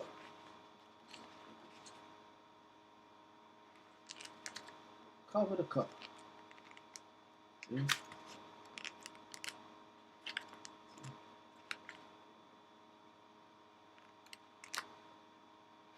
All them highlights. Cover to cover. See? You can see I'm not BS. Cover to cover. That's how you want to read the book.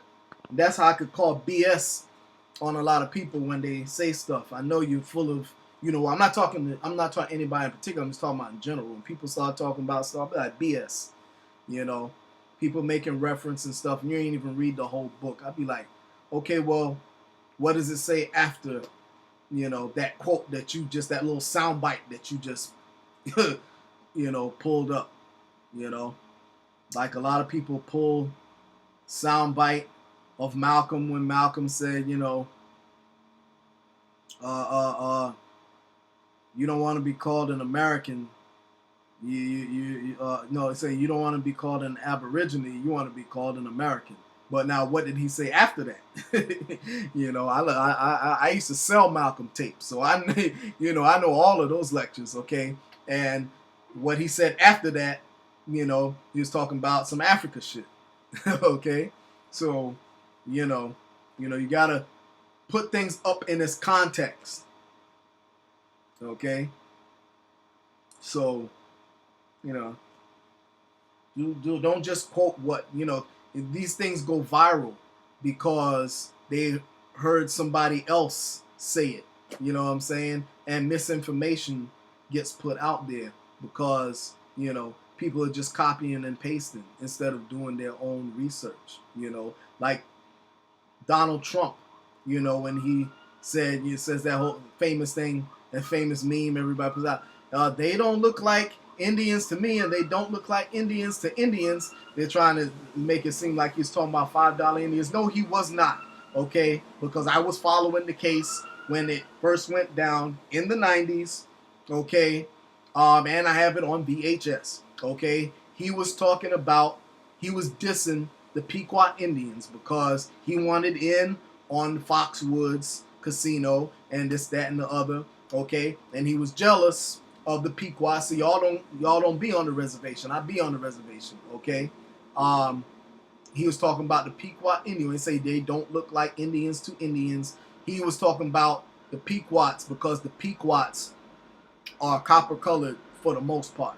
Okay, they're people who have our melanation for the most part. And he's saying they don't look like Indians because they had dark skin. That's what he was talking about. He wasn't talking about no $5 Indians. So y'all sitting up here clapping like a bunch of monkeys, and he's dissing you right to your face, and you clapping like a bunch of monkeys. Don't do that. You're clapping for somebody calling you a bunch of porch monkeys. You know what I'm saying? Because when you follow Trump during that time, he was talking about the Pequot Indians and their dark skin, and he called them Michael Jordan Indians. He was saying a whole bunch, him and Don Imus, having a conversation, and talking about it, and one of these chiefs had the nerve to call him Chief Knucklefoot or something. Don't quote me right off of my head. You know what I'm saying? I'm just going right off my head. Some derogatory stuff. I talked about it in one of my other videos. But anyway, but that meme, it went viral, and people did not put it in its context because it was just a soundbite. Okay, but that's what he was talking about. He was talking about the Pequot Indians because they're dark skinned. So he said they don't look like Indians to Indians. When he said they don't look like Indians to Indians, he's talking about, according to the people out west, the Mongoloid Indians out west see the quote-unquote Indians here on the East Coast as being not legitimate, okay, as being mixed bloods and, not legitimate and this, that, and the other. That's what he means when he say they don't look like Indians to Indians, meaning they don't look like Indians to Mongoloids, okay? Anyway, so yeah, Brother Ibrahimi, okay, and where's Africa? Okay, we're going to deal with all of this stuff. Where's Canaan? Where's the Garden of Eden? I mean, you got to look at this stuff in its context and decode this stuff. You got to decode this information. Again, the prophet couldn't tell you everything. Okay? And that's that.